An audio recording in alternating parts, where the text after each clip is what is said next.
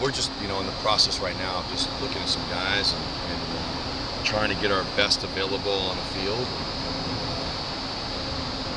So we're taking a look at Vincent. I know since day one, but did you like what you saw? Yeah, we love Vincent. We love Vincent as a staff. He's an unselfish player, and he has a great attitude. Did a good job. Was that who you were working with late today? I was.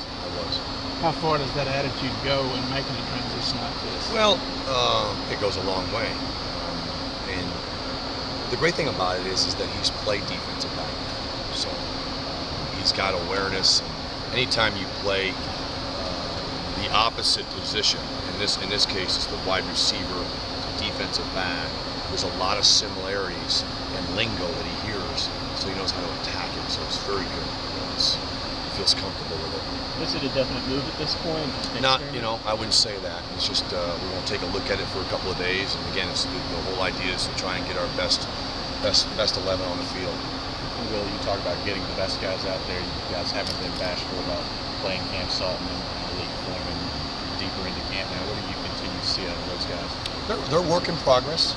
It's again, we still got a long way to go, and they're getting better of understanding our defense, but it's nowhere where it needs to be as far as fundamentals and technique. And they're just starting to learn. The guys that we had for spring, they understood the tempo.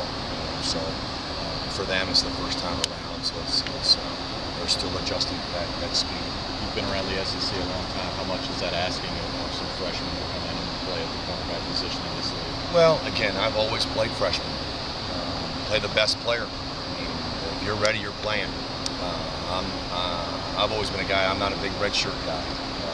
If you're recruiting the right type of players to play here at Tennessee, then those are guys that are difference makers, so you're better off playing them. Again, we're not going to play them if they're not ready, but our intentions are to play them. Recruit the type of personality kids that we have, and I'm fine with it.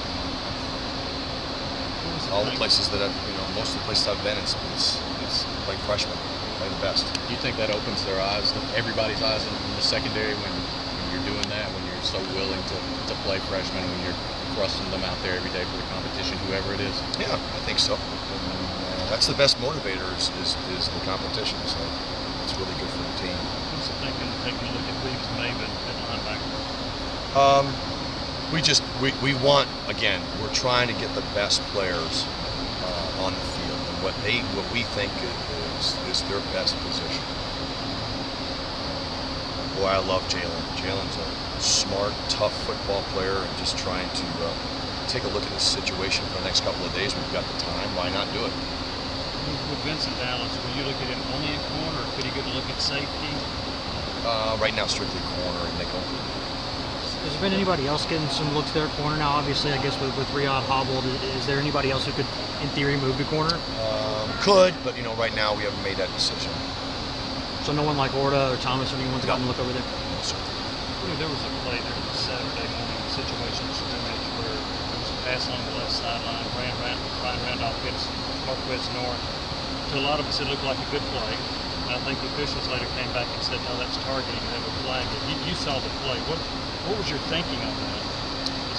I was like you. I thought that Brian did everything that we teach as a coaching staff, and he was trying to go for the ball. I don't think there was any intention of targeting, but we know that that's been a point of emphasis. So we're coaching our kids to make sure that we properly do it, and we're doing that. We're doing that every day. So it's too questionable. So we're going to continue to talk about it. It's again, like I said, it's a new rule this year. So not only do we have to be concerned with it, from the standpoint that they're going to emphasize it, but it'll be a replay. It'll be replay too. So even though if you didn't call it, they're going to review it inside 2 minutes.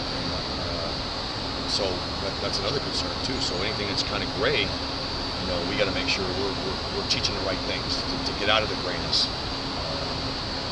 So tackle lower. Just a couple more, guys. Yes, tackle lower. tackle lower. What does Jerron Tony bring to that nickel role? I think experience. He played some last year, and it's showing from the spring too, because he's got great. His retention has been pretty good coming back. So experience, you can see it. He's a really good special teams player too. So understanding leverage, understanding his assignment is crucial, because that's a position that you've got to know a lot. You got to be involved in the checks, and so he gives us a tremendous amount of experience that some of the other guys don't have. That mental toughness that Coach talks about. There's no doubt he has that. He's one of those guys that, again, he's one of the guys that are wanted on special teams by all the coaches, and that's good. That's good. Does he have the chip on his shoulder from being a walk-on, you think? I don't know. You got to ask him. He says he does. Yeah, well, there it is. Do you see that? I see it. Yeah, but I don't. I just see his personality. He's a kid that practices really hard. He's got a good attitude, and very coachable. Can't really ask much more than that.